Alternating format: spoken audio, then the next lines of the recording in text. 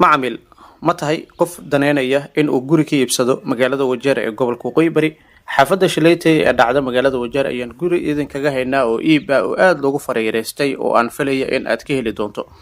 laamiga ayuu gurigan saaran yahay waxa uu 50 mitir u jiraa wadada weyn ee Diif haddii aad u baahan tahay gurigan waa mid si qiimo jaban aad ku heli doonto waa guri aad iyo aad loogu fareereystay banaankiisana oo aad sida aad arkaysaan waa guri aan weli la degin oo ay geli karaan ilaa 4 gaari ilaa 5 gaari ayaa ku xaroon kartaa oo boos waasic ayuu gurigan haystaa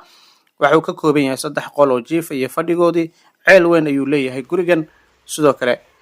daaqadaha gurigan waa kuwo waasic oo hawo ay kaga soo xaroonayso fadhiga guriga aad u jeedaan waa mid waasic ah oo aad u ballaaran jikadii iyo fadhigii waa ay kala xiran yihiin sidoo kale gurigan waad kireysan kartaa ka faa'iideyso fursadan waa guri meel qurux badan ku yaalo waa sidoo kale guri aad iyo aad u cusub